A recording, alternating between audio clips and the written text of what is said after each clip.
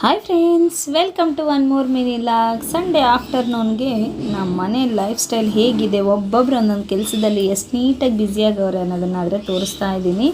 Actually Sunday ಯಾವಾಗಲೂ ಸಾಕ್ಸ್ಗಳೆಲ್ಲ ಕ್ಯೂಟಿನೇ almost wash ಮಾಡ್ಕೊಳ್ಳುತ್ತೆ. ತುಂಬ dust ಆಗಿದ್ದರೆ ಮಾತ್ರ ನಾನು ಮಾಡಿಕೊಡ್ತೀನಿ. ಸೊ ಅವಳು ಸಾಕ್ಸ್ ಶೂಸ್ ಎಲ್ಲ ವಾಶ್ ಮಾಡ್ತಿದ್ಲು. ಇನ್ನು ನಾನಾದರೆ ಮಿಲ್ಕಿಗೆ ಸ್ವಲ್ಪ ಫೀವರ್ ಇದೆ ಅಂತ ಹೇಳ್ಬಿಟ್ಟು ಬಿಸಿನೀರು ಕಾಯಿಸ್ತಾ ಹಾಗೆ ಸ್ವಲ್ಪ ಕಡಲೆಕಾಯಿನ ಹುರ್ಕೊಡೋಣ ಅಂತೇಳಿ ಹುರಿತಾ ಇದ್ದೀನಿ.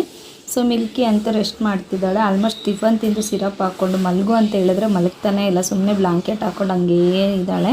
ಇನ್ನು ಬೆಳ್ಳುಳ್ಳಿ ಈರುಳ್ಳಿ ಅಂತ ಬಂದುಬಿಟ್ಟಿತ್ತು. ಸೊ ಹಾಗಾಗಿ ಬೆಳ್ಳುಳ್ಳಿ ಒಂದು 1/4 kg 40 ರೂಪಾಯಿ ಕೊಟ್ಟು 1/4 kg ಬೆಳ್ಳುಳ್ಳಿ ತಗೊಂಡ್ರೆ 12 ಬೆಳ್ಳುಳ್ಳಿ ಕೊಟ್ಟವನೆ. ಹಾಗೆ ಒಂದು 4 kgಗೆ 100 ರೂಪಾಯಿ ಈರುಳ್ಳಿ. ಸೊ ಅದನ್ನು ತಗೊಂಡು ಅದನ್ನೆಲ್ಲ ಜೋಡಿಸ್ಕೊತಾ ಇದ್ದೀನಿ.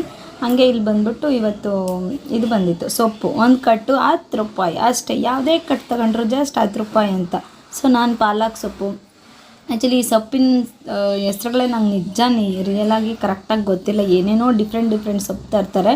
ನನಗೆ ಮೆಂತ್ಯ ಸೊಪ್ಪು, ಸಬಾಕ್ಷಿ ಸೊಪ್ಪು, ಹಾಗೆ ಪಾಲಕ್ ಸೊಪ್ಪು, ಹಾಗೆ ದಂಟು ಇಷ್ಟೇ ಗೊತ್ತಿರೋದು. ನನಗೆ ಕಂಫರ್ಟಬಲ್ ಇರೋ ಸೊಪ್ಪನ್ನಾದರೆ ನಾನು ತಗೊಂಡೆ. ಪಾಲಕ್ ಸೊಪ್ಪು ಆ್ಯಂಡ್ ದಂಟೆ ಸೊಪ್ಪು ಬಸ್ಸಾರು ಆ್ಯಂಡ್ ಪಪ್ಪು ಮಾಡ್ಕೊಳ್ಳೋಣ ಪಾಲಕಲ್ಲಿ ಅಂತ ಹೇಳ್ಬಿಟ್ಟು ಅದನ್ನಾದರೆ ಬಿಡಿಸ್ತಾ ಕೂತಿದ್ದೀನಿ. ಇನ್ನು ಮಲಗಿರೋ ಮಿಲ್ಕಿ ಎದ್ಬಿಟ್ಟು ಬಂದಳು. ಯಾಕೆ ಅಂದರೆ ಚಳಿ ಆಗ್ತಿದೆ ಅಂತೇಳಿ ಸ್ವೆಟ್ರು ಸಾಕ್ಸು ಎಲ್ಲ ಪ್ಯಾಕ್ ಮಾಡಿಸ್ಕೊಂತವಳೆ ಅವ್ರ ಅಕ್ಕನ ಹತ್ರ.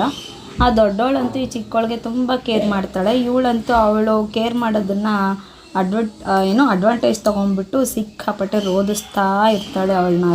ಇಷ್ಟು ಅಲ್ಲ, ಚಿಕ್ಕ ರಾಕ್ಷಸಿ ನೀನು ಅಂತ ಹೇಳ್ತಿದ್ರೆ ದೊಡ್ಡ ರಾಕ್ಷಸಿ ನನ್ನ ಎದುರುಗಡೆನೇ ಇದ್ದಾಳಲ್ಲ ಅಂತವಳೆ. ಸೊ ಹಾಗೆ ಇನ್ನು ಮತ್ತೆ ರೆಡಿ ಆಗಿಬಿಟ್ಟು ಸಾಕ್ಸು ಶೂಸ್ ಎಲ್ಲ ಸಾಕ್ಸ್ ಹಾಕ್ಕೊಂಡು ಜಸ್ಟ್ ಮಲಗಿಬಿಟ್ಲು ಅವಳು ಹೋಗಿ. ನಾನಾದರೆ ಈ ಸೊಪ್ಪನ್ನೆಲ್ಲ ಬಿಡಿಸಿ ಎತ್ತಿಡೋಣ ಅಂತ ಪ್ಲ್ಯಾನು. ಹುರಿದಿರೋ ಕಡಲೆಕಾಯಿನ ಇನ್ನು ಸುಮ್ಮನೆ ಬಿಡ್ತಾರಾ? ಸೊ ಬಿಸಿಲಿಗೆ ಕಾಯಿಸ್ಕೊಂತ ಒಂದು ಪ್ಲೇಟಿಗೆ ಹಾಕ್ಕೊಂಡು ತಿಂತಾ ಕೂತಿದ್ದಾಳೆ. ಇಲ್ಲಿ ಬಂದುಬಿಟ್ಟು ಅವರು ಹಾಲಿಡೇಸ್ಗೆ ಊರಿಗೆ ಹೋದಾಗೆಲ್ಲ ನಮ್ಮ ಅಮ್ಮನ ಮನೆ ಎದುರುಗಡೆ ಮನೆಯವರು ಒಬ್ಬರು ಸೊ ಒಣಗಿರೋ ಕಡಲೆಕಾಯಿನ ಉಪ್ಪು ಖಾರ ಹಾಕೊಂಡು ಯಾವಾಗಲೂ ಒಂದು ಇಡೀ ತಗೊಂಡು ತಿಂತಾ ಇರ್ತಿದ್ರು. ಅದನ್ನು ಹೇಳ್ತಿದ್ದಾಳೆ ರಿಷಿ. ಸೊ ಬಟ್ ಹುರಿದಿರೋದೇ ಹಿಂಗಿದೆ, ಇನ್ನು ಅವರು ಒಣಗಿರೋದು ತಿಂತಾರೆ, ಹಸಿದು ಅಲ್ಲ. ಅದು ಹೆಂಗಿರುತ್ತಮ್ಮ ಟೇಸ್ಟು ನಿಮಗೆ ಗೊತ್ತಾ? ಹಂಗಾದರೆ ಸಬ್ಸ್ಕ್ರೈಬ್ ಮಾಡಿ ಹೇಗಿರುತ್ತೆ ಅಂತ ಹೇಳಿ.